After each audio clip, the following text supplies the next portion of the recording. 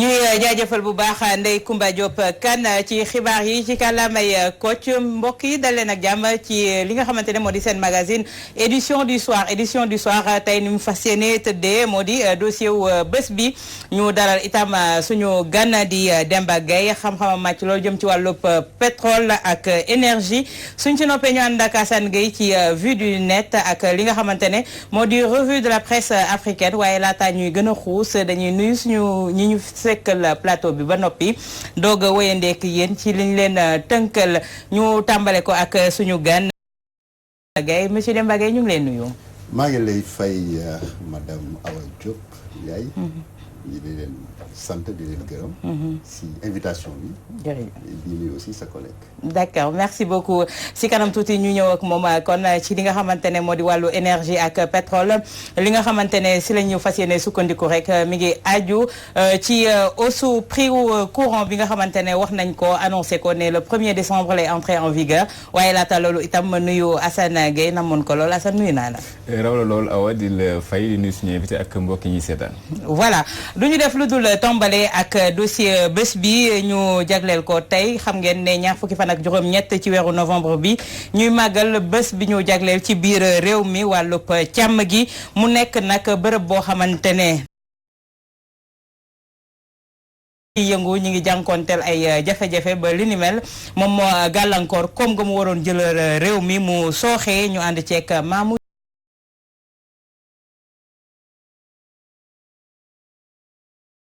waas dafa bokk ci li di suqal réew mi naka noonu gannaaw ba ñu talalee suñu micro si ñi di yëngu ci bile mbir ñoom nee nañu secteur élevage day contribuer bu baax a baax ci développement réew mi. déterminant moom boo seetee premier luy jur.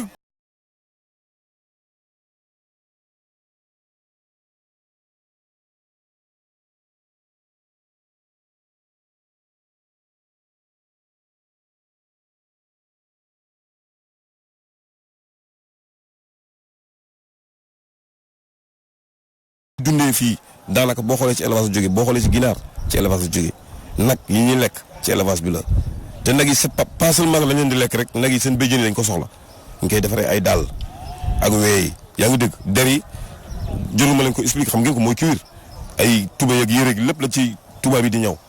donc nag amuñ ci moom lu ñuy sànni déchets yi dañ koy soxla di ko transformer di ko defaraat di ko yóbbu ci tool yi xam nga fumier la day maanaam day baaxal gàncax bi. non laadum dafa bëri catégorie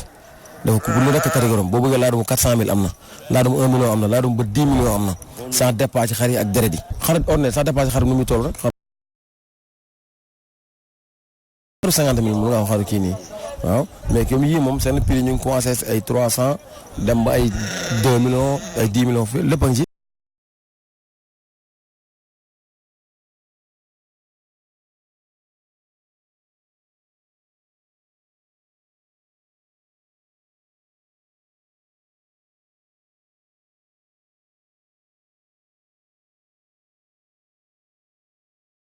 xorom ko defar ko yóbbu ko ku mel ne Bata wala Senta ñu traité ko jël ko importé ko yóbbu ko le mondial des pots parce que foofu la ñuy jaayee pots yi te der bu ndaw tey deru xar bi dañ koy exporté waaw da koy exporté da ko yóbbu ñooñu defar éleveurs ñu ngi wax si waxu sàmm wax si waxu bay bi ñu ngi wax si waxu meew mi ñu ngi wax si waxu yàpp bi mais waxu der bi liñ si bi à part diamant à part or der stop der ay milliards la. donte sax sàmmkat yi ñu ngi bay seen waar waaye gis nañ ne rek. moo war a jàppale jeunes yi nangoo liggéey teg ko ci yoon jeunes yi itam teg ko ci yoon gouvernement bi jàppale leen ñu liggéey ñun bëgg nañoo liggéey bu fekkee ñoom nangu nañ ñoo jàppale mais ñun gisuñu kenn kuñ talal loxo. jàppale bi moo des maanaam côté bi gouvernement bi gëstu ko ni mu ko war a gëstoo. meew bi fii macha allah nit ñi sax xoolal fii la sax mais àll bi.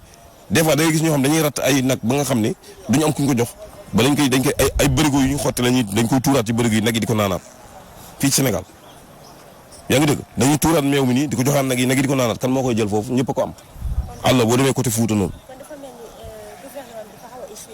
dafa ay entreprise yu defar meew ñuy ñëw di ko récupérer fii transport dafa seer maanaam tey boo doon yëpp fay camion Fuuta nga ko indi fii da ngay fay ay junni yu bare ngay fay ay 400 350 mille di nga ko fay yoon yu baaxul moo ko waral. yoon yi ñun julli yi nga xam ne ñooy jëndi xar am nañ jafe-jafe ci yoon yi ci problème douane ci problème yeneen yoo xam ne léeg-léeg nga ñëw ci yoon ñu téye sa xar laaj la kayit boo xam ne bi kenn waxu la na nga ko wut. dañ ubbi ay yoon la ñu war a def ñoom parce que dañoo tardé si wàllu yoon ñi fi njëkk nekk defuñu fi woon ay yoon ñoom it bi ñu ñëwee bon am na quelques yoon yu ñu commencé tracé mais loolu doyut. biir secteur élevage suqali ba sax dàq faaw nguur gi jàppale sàmmkat yi yooyu la kaddu sax mi ngi bàyyeekoo ci ñi di yëngu ci lépp lu ñeel wàllub secteur élevage. am na gone yi fi nekk di jóg bëgg liggéey amuñ liggéey ndax amuñ luñ liggéeyee ndax xar da loo xam ne lii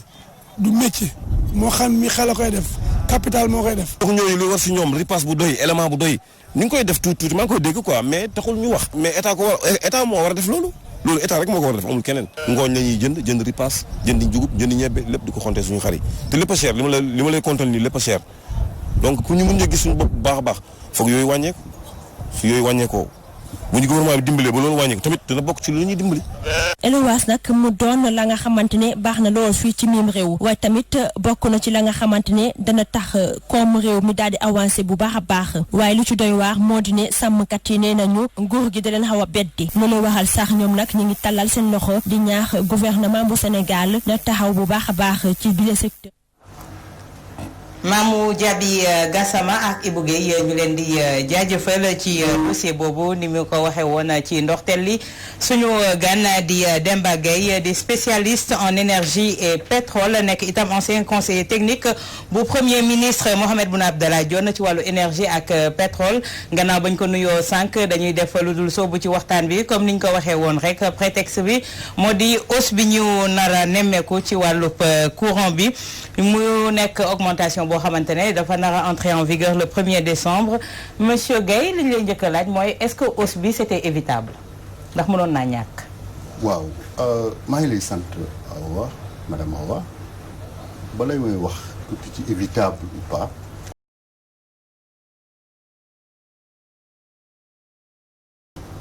dañu nekk ay pays yoo xam ne ñun suñu production d'électricité dafa dépendre à plus de 80% des produits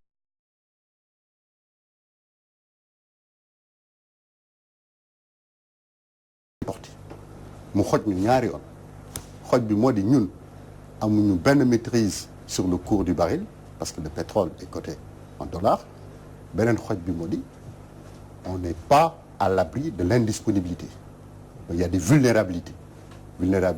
dues à des facteurs exogènes le cours du baril et la disponibilité du prix sur le marché international. Donc, c'est quelque chose qui est critique sur la production d'électricité. Ça, c'est extrêmement important que nous wax ko contextualiser ko. Face aussi à une équation de la demande qui est très forte par rapport aux capacités de production de la société d'État. Si vous vous souvenez bien, il y a eu de grandes avancées qui ont été faites en termes non seulement de renforcement des capacités de production ci wolof maanaam capacité de production yi yokk nañu ko doublé nañ ko ba passé na 1000 mégawatts ñu ngi jëm sax si gigawatts te loolu yemul rek si yokk ko mais dañu ko diversifier maanaam façon yi ñuy defaree courant dañu ko yóbbu ba jëlee ko ci jaww ji muy énergie bi jógee ci naaj bi te loolu lu am solo la ndax loolu day impacter maanaam day ñëw ci njëg gi day ñëwit ci facteur de production bi ndax loolu moo gën a yomb. baril bi si loolu la ñuy compter pour mën a xam ndax njëg li dina yokkam du wàcc mais depuis un certain temps il y a pas eu de hausse yokk amul woon ci wàllu baril boobu te ça ne s'est pas répercuté ci njëgu courant bi fii ci Sénégal. waaw xam nga situation bu structurelle.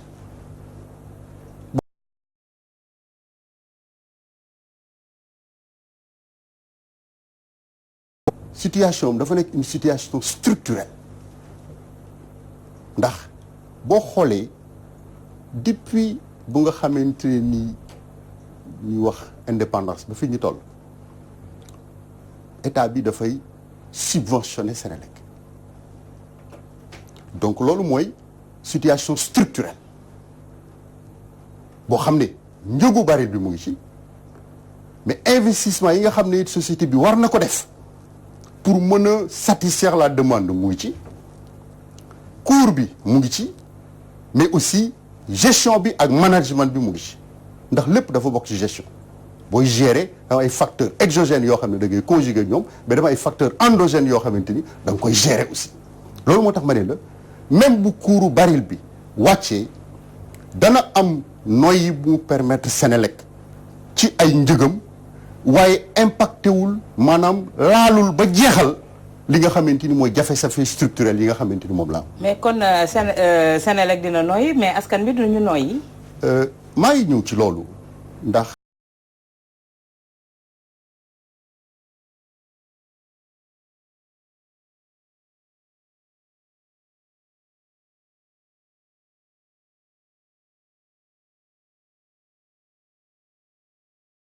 ñàkk pexe la waaye du loo xam ne gënal na leen ndax xam nga lu tax ma wax la ko électricité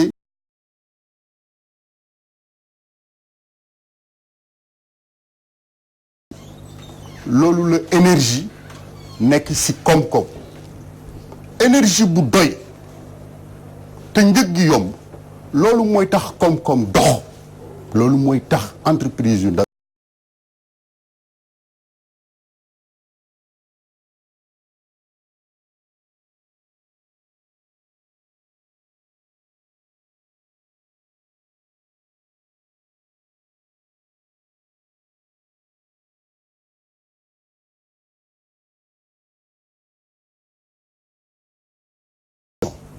man dama gëm ne ajustement tarifaire rek du solution ndax solution yi bari na booy saafara lëf da ngay wax lan moo ko waral. alors avant ñu ñëw si ñi solution parce que booy xool argument yi ñuy développé souvent day tourner autour du baril sànq yaa ngi koy tudd awa muy baril bi mais baril boo comparé par exemple en octobre 2018 ak fi ñu toll nii mën nañ ne am na baisse à peu près 25%. c'est ça boobu est-ce que mën na doon argument bu valable. moom laa lay expliquer ma ni la situation structurelle du ay solution conjoncturelle moo koy réglé man gëmuma loolu baril de yéeg a wàcc c'est conjoncturel mais la situation de la Senelec c'est une situation structurelle fa ñu mën a àgg mooy waxuñu ne société d'État dafa war a def ay bénéfices mais société d'État dafa war a équilibre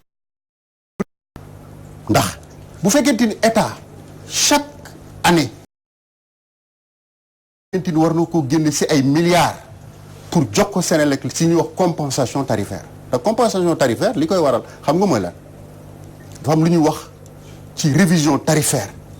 bi nga xamante ni commission de régulation moom moo koy def Senelec dañuy xayma li mu soxla ci ay investissement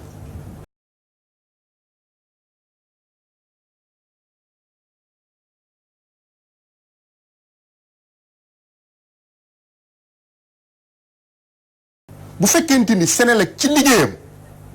mënu koo atteindre gap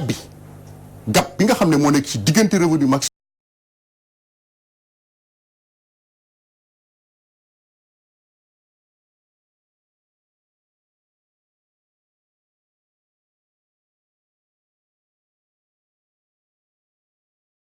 da ngay xool lan moo war a mën a tax du ñu dem compensation tey du ñu def augmentation tarifaire. mais tey su ma la déggee monsieur Guèye moom moo di ne tey ji état bi àgg na fenn foo xamante ne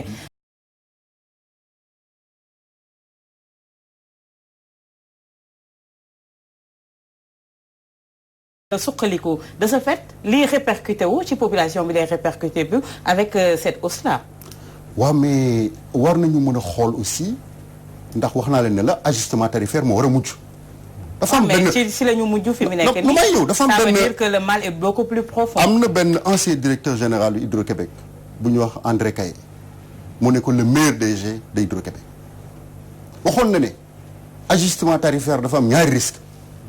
benn bi mu ne c'est politiquement suicidaire. ñaareel bi mu ne parce que dama bëgg a jaay États-Unis ndax foofa dafa am li ñuy wax déréglementation mooy li xew ci secteur.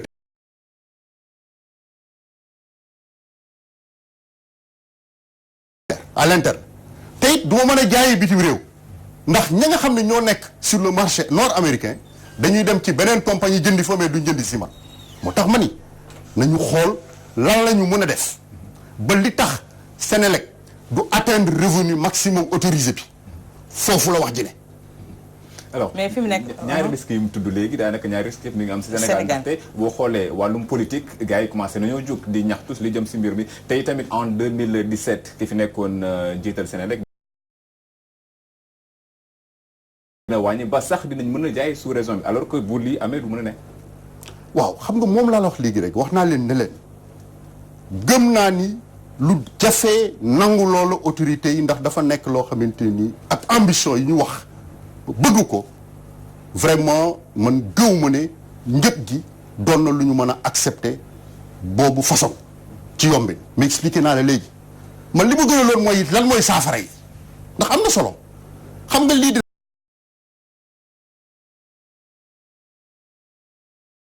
solution lan lañ mën a def ba permettre à la société nationale d'électricité mu équilibrer ses comptes c'est-à-dire à terme ne pas ajuster les salaires et ne pas aller derrière l'État pour courir vers une compensation tarifaire c'est ça la solution qui est une solution permanente et structurelle. mais tey jii monsieur Guèye est-ce que amul ay experts yoo xamante ne avant ñuy àgg ci hausse bi nga xamante ne moom moo di ultime dernier recours bi. avant ñu fay àgg amul ñu étudier woon en profondeur ndax mënuñu def leneen ci biir Sénélec ba nga xamante ne duñu àgg ci hausse bi yaa ngi wax ci wàllu solution yi kon foofu lay tàmbalee. xam nga man yàlla dafa def la période fait l'atelier de restitution de la révision tarifaire 2019 man maa ko présidé woon au niveau de Méridien Président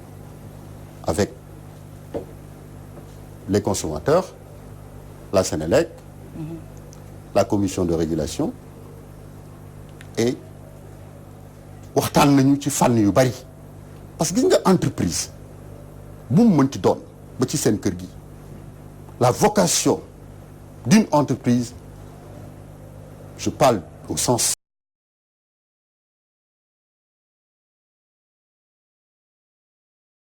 quand on parle d'une entreprise publique on ne te dit pas de faire des profits on demande quand même d'équilibrer les comptes de sorte que ça ne va pas être un coût économique social et solution yi xam nga lan la autorisé c'est des ambitions d'investissement dafa am ñaari modèle de régulation yu am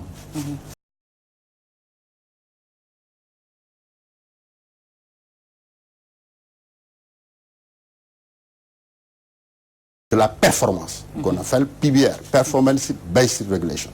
ñun bi ñuy def mooy régulation cost mooy dañuy wax société bi xaymaal say besoin xaymaal say investissement xoolal li nga xamante ni moom nga yaakaar ne moom nga war a mën a vraiment liggéeyee loolu la ñu tuddee revenu maximum autorisé say carburant say salaire say dépenses say investissement ñu tenir compte sur le cours du baril tenir compte sur la conjoncture économique tenir compte même sur le niveau de l'inflation yow nag boo liggéeyee ba période de révision bi jeex dañuy xool ndax ambition yi nga xamante ni moom lañ fixé woon atteindre nga ko wala déet ñaara fi nekk boo ko atteindre état du joxe compensation augmentation tarifaire du am mais modèle de régulation bi ñu am ñun noo def mu may Sénélec mu demander soit la compensation tarifaire soit la hausse des salaires soit la hausse des tarifs soit la compensation financière de l'État kon xam nga boobu modèle ah doy na waar noo munti def soit état bi dugal ci xaalis wala muy atteindre revenu maximum autorisé bi lu néew la kon loolu moo tax ma ne c'est une situation structurelle te it mënuloo à chaque fois bu fekkente ni période de révision tarifaire jot na nga demandé état ne ko danga may doxal réajustement tarifaire donc solution xam nga mooy lan ambition d'investissement dañ koy rendre réaliste man su ma jëlee engagement ne man dama war a sur 1 an ou sur 5 ans def 200 milliards te 200 milliards yooyu moom lañ dugal ci revenu maximum autorisé mais boot bi jeexee damay xayma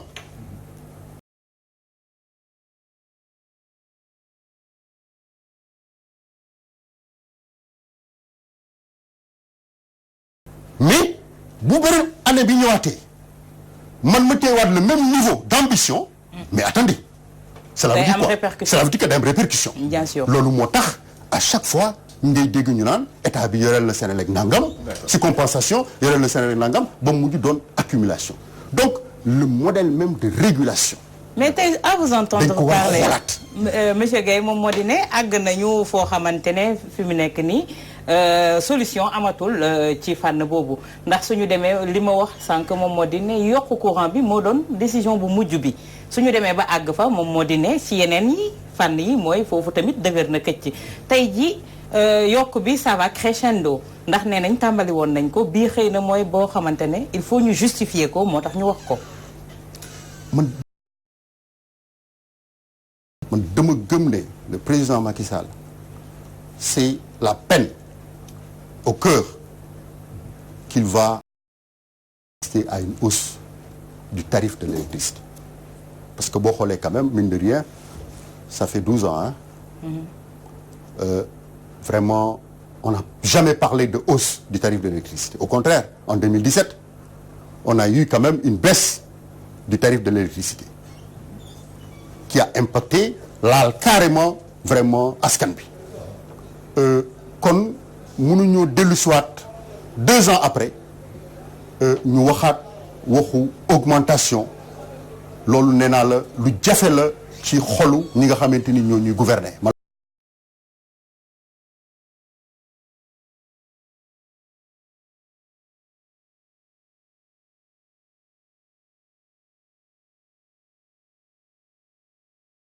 toogaat assisté waat tarif yi ñu revoir ko à la baisse. Bon, on va vers. ci situation économique bi on va vers la production quand même de pétrole et de gaz. Et l'ambition du gouvernement, c'est de faire ce qu'on appelle le gaz to power, c'est-à-dire produire l'électricité à partir du gaz qui sera extrait et produit de nos jugements. Le coût de production est moins cher. Et aussi c'est plus propre, plus respectueux de l'environnement. Man gëm naa ne aussi ba bi président Macky Sall di ñëw amul woon des sources d'énergie renouvelables. Il avait fixé quand même au gouvernement d'avoir au moins 30% d'énergie renouvelable dans notre mix énergétique. Te loolu it sur une période très courte, vous avez vu il y a plus de 130 mégawatts de puissance crête augmenter à partir des énergies renouvelables. Donc loolu lépp globalement et in fine li ñu ciy xaar wàññeeku. d'accord est-ce que tey yaa ngi koy wax sànq diagnostic bi bokkul si ñu diagnostiqué Senelec si boppam ak ni muy doxee ndaxte mi ngi bëgg a doon gouffre financier boo xoolee li nguur gi di def chaque année en plus il y a quelqu'un qui est de l'APR Moustapha Diakhaté qui dit que 60 milliards de masse salariale par an ça c'est énorme avec 3000 agents.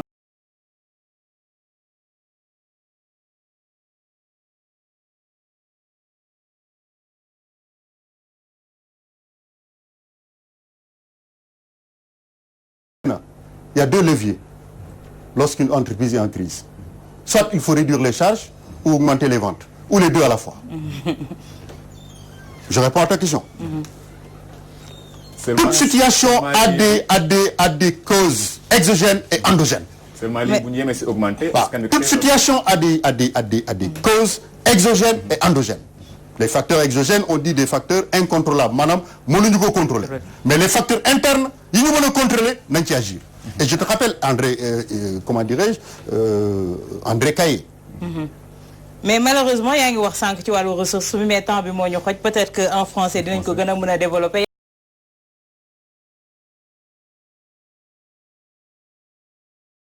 ci ressources yooyu ni ñu signé ces contrats là suscité na benn polémique bu rëy ci biir réew mi est-ce que tey on va y gagner on dit que le Sénégal a été lésé ci contrat yooyu rapidement en 30 secondes. en 30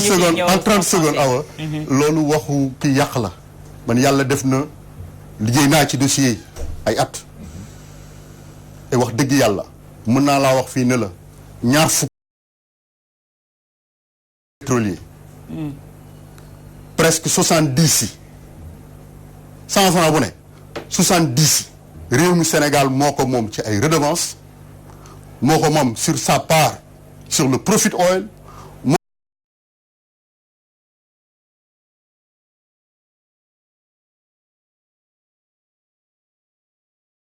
Assane ñu ànd ak yow léegi ci vue du net tey wax sa xalaat bi am ci internet bi ci lan la ñu sëgg. liñ doon waxtaanee la léegi awa muy wàllum électricité bi yeneen kàddu yoo xamante ni kenn ku jiite woon ki fi mujjee jiite avant bi tey moom Makhtar Cissé moom moo ko yëkkati da doon sax daal di jàppale tànk ki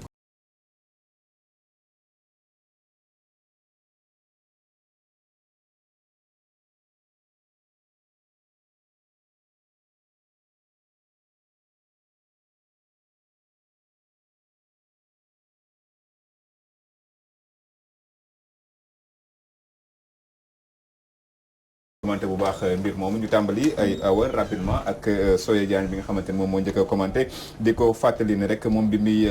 wax kàddu yooyu dafa utiliser sax benn proverbe boo xamante ni arabe yi souvent ñoom ñoo koy utiliser di wax ni dans la nuit noire sur la pierre noire une fourmi noire Dieu la voit moom mu ne ko dans la nuit noire sur une pierre noire une fourmi noire il y a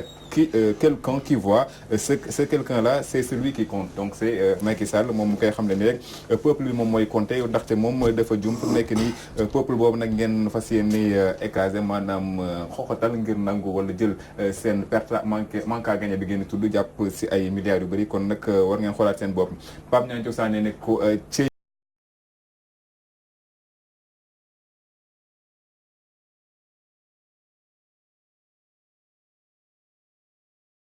ci wàllug si askan wi Pape Niang ba tey di ko xam ne ni ñenn ñi daal ñenn nit ñi seen noppi moo gën seen wax si jëpp ndaxte bi mu noppee moom yaakaar naa am na mbiru yu bëri respect bi ko nit ñi doon jox bi mu tàmbalee gën a bëri ay kàddoom daal mi ngi wàññeeku ndaxte wane na loo xamante ne xamuñ ko woon ci moom Amadou Tidiane Diop moom it commenté xamante ni moom mooy wax yoo xamante ni teguwul ci dëgg dañ lay bàyyi ak àdduna ndax lu yàgg dara mu daal di feeñ li ko waral rek mooy li nga waxoon 2017 jamono ji ñu ngi gis contraire bi te tamit jarul ñu si daal di épilogue maanaam ñu si wax joo xamante ni wax ju bëri la ñu daal di koy jeexale ak ki nga xamante ni moom mooy Madi Cissé yëkkati war ay kàddu di jëmale ba tey ci us bi ak kàddu yi nga xamante ni moom yëkkati ne ko nekkoon nag saa su ne da ngeen di yëkkati ay kàddu di xam le ni baril bi bokk na ci li tax ngeen yokk ba mënuñ nangu ni baril boobu moom moo koy dem ndaxte at yi ñu weesu gënoon na fee néew njëgam gënoon na fee néew taxul nag ngeen yokk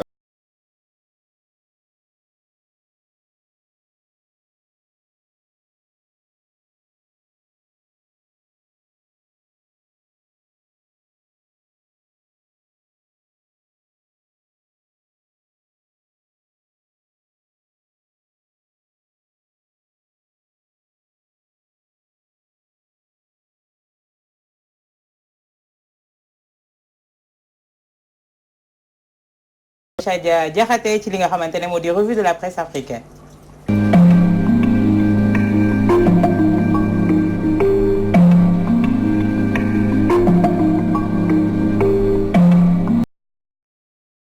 dëkk Afrique yi dañu koy door rek gëstu bu yaatu bi nga xam ne su naataangoo yi nekkee ci Seneweb daan nañu ko amal ci biir kërub Colette Senghor doon ab manoir boo xam ne kër la gu làkku ña fay ñëw daanaka mën nañ leen lim te Colette Senghor mën nañ ne dafa nekkoon ci rukkam di dundam doon koo xamante ne nii bii boroom këram génnee àdduna ni ki ati 2001 ba tey kenn gisatu ko ci lenn waaye itamit faatopp doomam di Philippe doonoon na itamit li taxoon mu gënoon di làkku dëddu àdduna ci bu ñu sukkandikoo ci kàddu yu ñu rotal ci Jean-Marie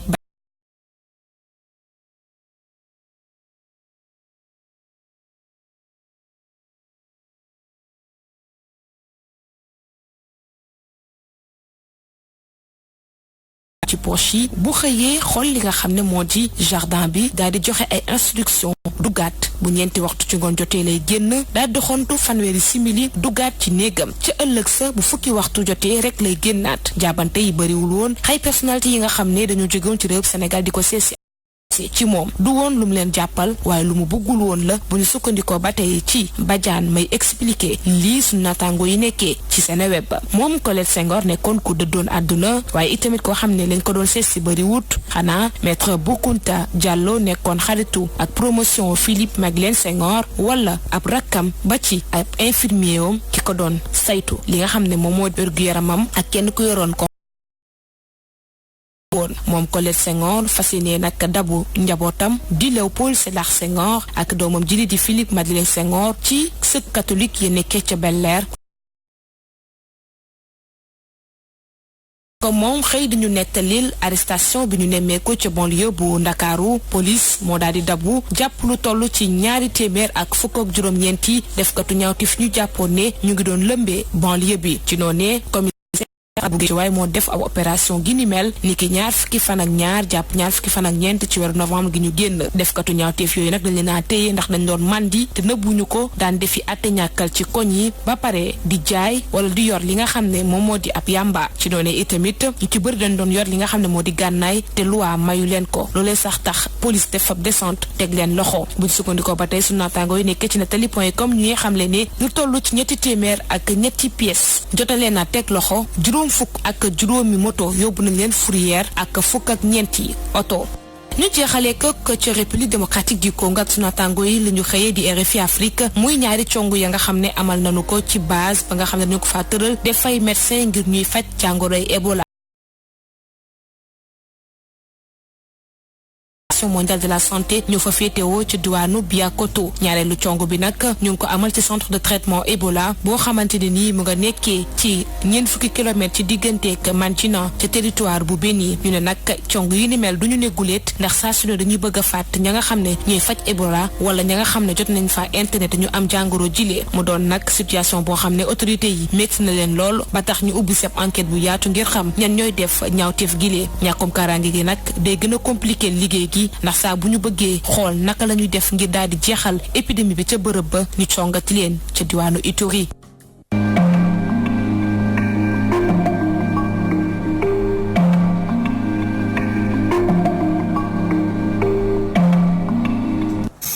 Aïcha Diakhaté ñu koy jaajëfal 20h pile si Walf TV dañuy def lu dul ànd ak Khady Sylla ci xibaar yi ci kàllaamay nasaraan laata